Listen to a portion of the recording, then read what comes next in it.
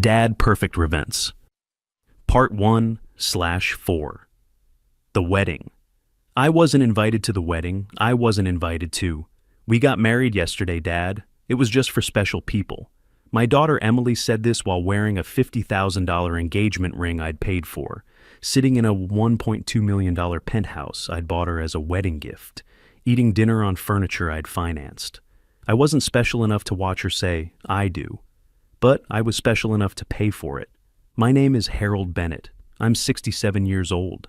And that dinner was the night I stopped being a father and started being a landlord. I've spent 40 years in the construction business, started as a lumber hauler in Chicago, winters that could freeze your bones, worked my way up, eventually owned the company. These hands are rough, calluses that won't ever go away. Souvenirs from pouring concrete and hauling 2x4s when most guys my age were sitting in offices. I'm the kind of guy who wears flannel shirts and work boots because that's who I am. Never saw the point in pretending otherwise. But that Sunday evening in May, sitting at the dinner table in the penthouse on North Lakeshore Drive, I felt those rough hands start to shake. "Yesterday," I said, my voice came out quieter than I wanted. "But I was home. My phone was on. I was waiting to hear when you'd set a date." Tyler Crawford, my son-in-law, married all of one day apparently, set down his wine glass and sighed like I was a child who didn't understand basic math. Tyler's 31, works in what he calls tech entrepreneurship, which as far as I can tell means he has a website and some business cards. "Look, Hal," he said, "nobody calls me Hal except people who don't respect me. My friends call me Harold. My family used to call me Dad." It was at the Ritz-Carlton, about 200 people, very curated guest list. You know how you are in those settings, uncomfortable in a suit and tie. We didn't want you standing around in your old jacket, feeling awkward among the investors and Emily's architecture colleagues. We did it for you, really, saved you the stress. Emily wouldn't look at me. My only child, my daughter, the girl I used to carry on my shoulders through Lincoln Park, just pushed asparagus around her plate with a fork that probably cost more than my first truck. "It was intimate," she finally said, her voice so small I almost didn't hear it. "We're planning a backyard barbecue for you later, Dad. Next month maybe. Something more your speed, burgers and beer. Something more my speed." While they drank $200 champagne at the Ritz-Carlton with 200 of their closest friends. I looked at Emily's left hand as she reached for her wine glass. That diamond on her finger caught the light from the crystal chandelier overhead. I knew that ring intimately. 3 months ago, Tyler had come to me saying he wanted to show Emily how much he loved her. He needed help with the ring, he said. The jeweler wanted $50,000. I wrote the check that same day. That was my money on my daughter's finger, and I wasn't there to see her accept it. Wasn't there to walk her down the aisle. Wasn't there to give the father of the bride speech I'd been mentally writing since she was 5 years old. I stood up from the table. The chair scraped against the hardwood floor I'd paid to install when I bought this place for them 6 months ago. The penthouse with the view of Lake Michigan that costs $6,500 every month in HOA fees and building costs. Fees I'd been covering since the day they moved in. See, I'd bought this condo as a wedding gift, put it in Emily's name, told her I'd handle the monthly fees until she and Tyler got established. I wanted my daughter to start her marriage in a beautiful home. I wanted her to feel secure. "Congratulations on your wedding," I said. My voice was steady, surprisingly steady. "I hope it was everything you wanted." "Dad, don't be like that," Emily said, but she still wouldn't meet my eyes. Tyler leaned back in his chair, swirling his wine. "We'll send you photos, Hal."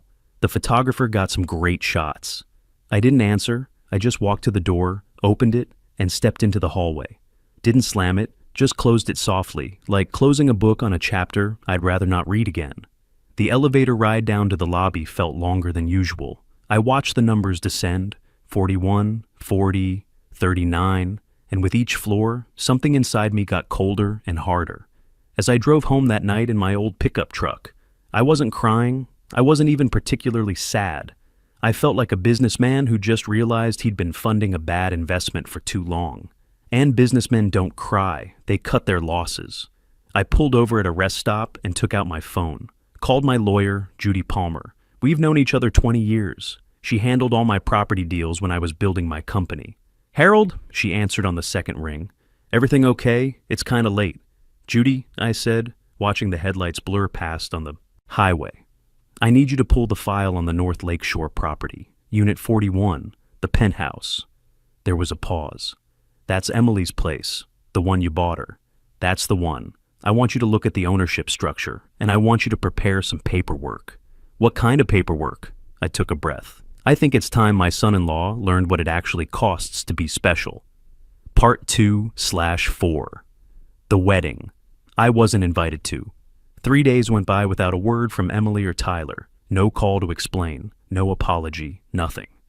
I spent that time doing what I do best, working. Not physical labor anymore, but the kind of work that comes from owning 5 residential towers in Chicago and having $80 million in assets that nobody knows about, except Judy and my accountant. See, everyone thinks I'm just a retired contractor with a decent pension. They see the flannel shirt and the work boots and the old Ford pickup, and they make assumptions. They don't know that for 40 years, every dollar I made went into buying land and buildings. They don't know that when the market crashed in 2008, I bought 3 properties for pennies on the dollar. They don't know I own the building Emily and Tyler live in. They think they're connected to some faceless corporation called Bennett Holdings. They've never asked who Bennett is, never wondered why the name on their HOA statements matches their last name. Emily just assumed it was a coincidence. I was sitting in my usual booth at Lou's Diner on the south side, the kind of place where coffee costs $1 and the eggs come with hash browns whether you want them or not, when my phone rang. Tyler's name lit up the screen. I let it ring 3 times before answering, let him sweat a little. "Dad," he said, and I noticed he called me Dad now, not Hal. Funny how that works. "Dad, where have you been? We've been trying to reach you. Is everything okay?" In the background, I could hear Emily crying. "I'm fine, Tyler. Just been busy. What's wrong?" "It's the 10th, he said, his voice tight with panic. "The money, the transfer for the monthly building fees. It hasn't shown up. The management company portal is showing we're delinquent. Did you forget to process it?" I took a slow sip of my coffee. It was bitter and hot and perfect. "Oh, that," I said. "Well, son, I've got some bad news. Things are tight this month. My pension check got delayed. Some kind of administrative mix-up. Real headache." Dead silence on the other end. "What do you mean tight?" Tyler finally asked. "Dad, the fees are $6,500. We don't have $6,500. We spent everything on the wedding. You know that." "I know, son, but I'm afraid I can't help you this time. I've got to buy my blood pressure medication. Got to fix the transmission on the truck. But you guys are doing well, right? Emily's got her architecture job, and Tyler, you're running that AI startup. I'm sure you can figure it out. You just need to budget better." "Budget? Better?" Emily's voice cut in. She must have grabbed the phone. "Dad, this isn't funny. Do you know what happens if we don't pay? They'll put a lien on the property. They'll put a mark on our credit. We have a reputation in this building." I set down my coffee cup carefully. The waitress, a young woman named Nancy, who's working her way through community college, glanced over. I gave her a small wave that everything was fine. "Emily," I said, my voice dropping low and cold. "I'm not joking. I'm just broke. At least, that's what you should assume. You wanted me out of the picture, remember?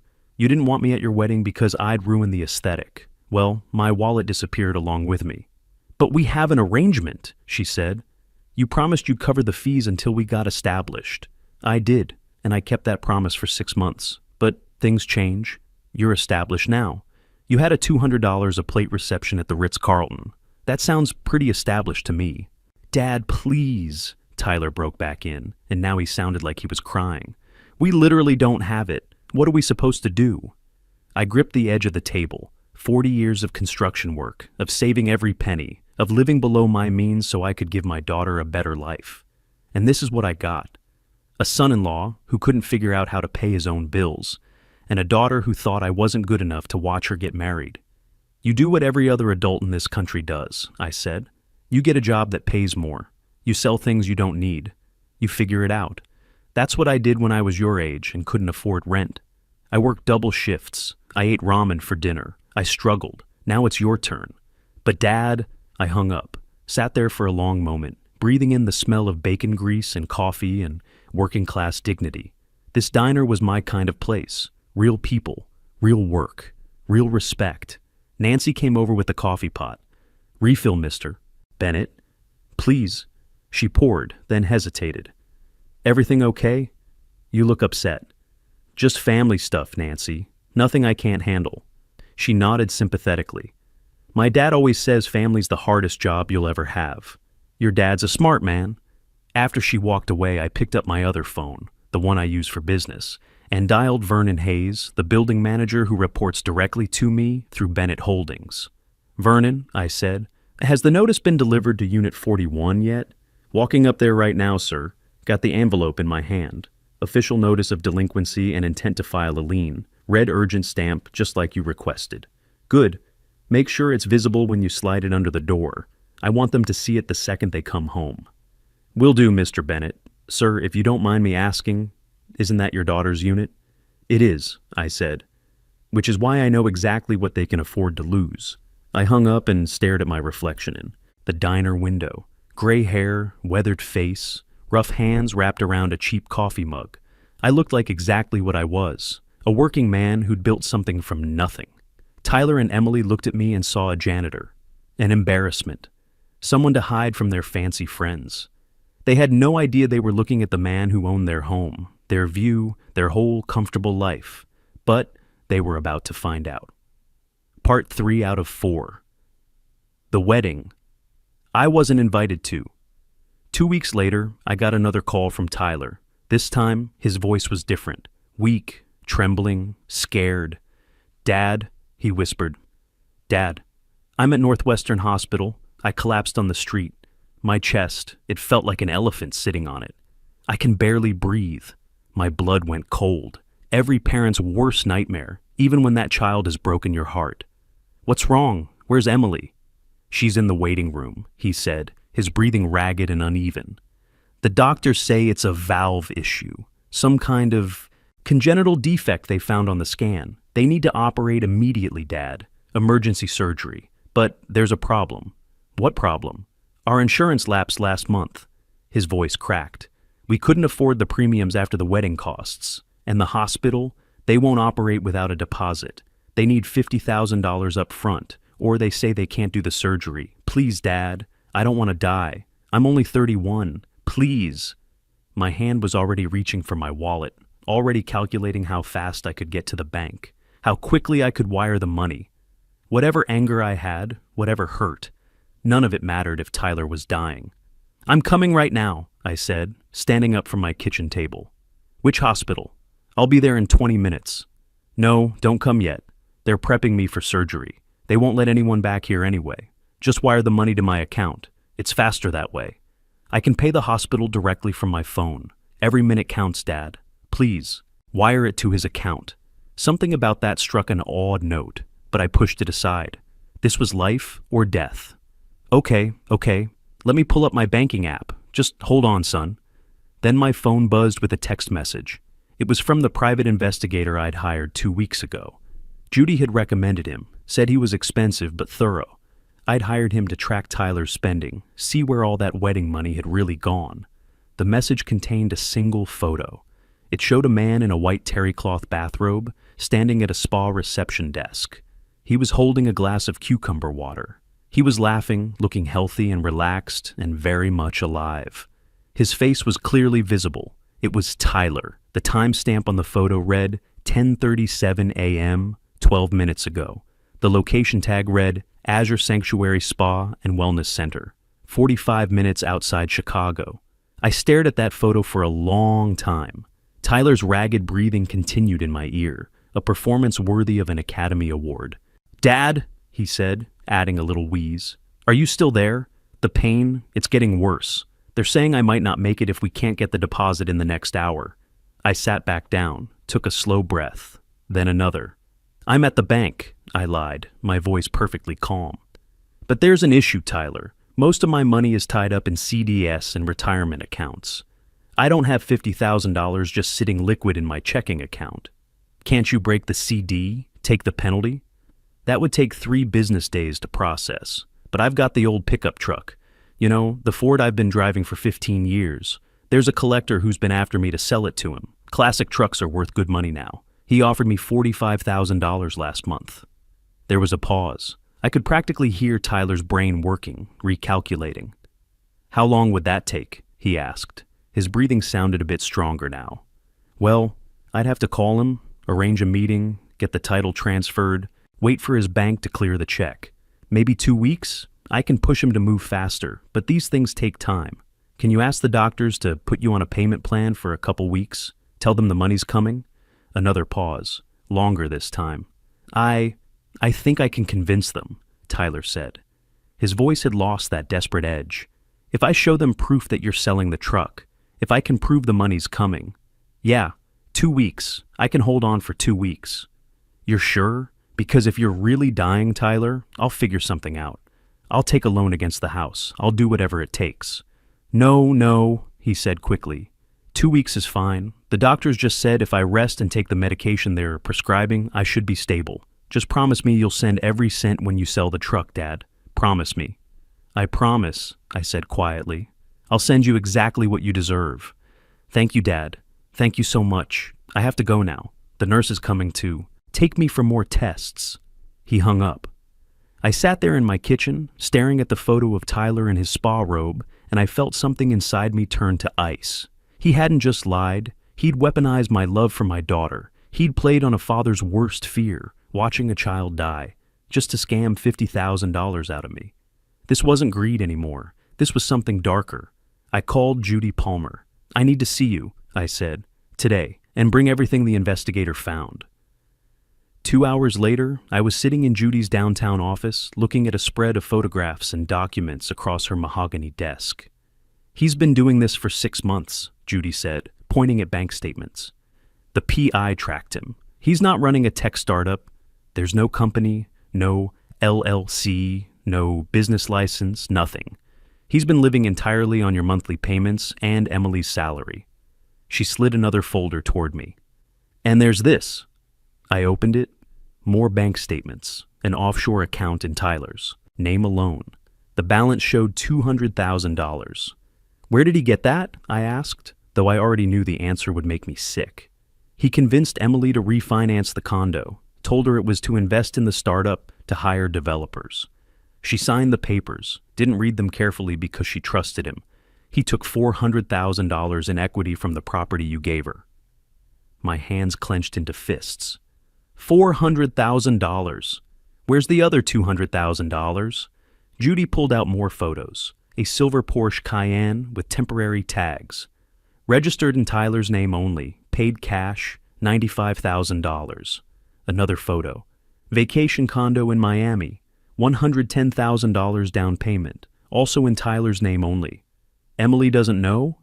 Emily thinks they're broke. He's been telling her they're struggling, that the startup is bleeding money, while he's parking assets in his name and hiding cash offshore.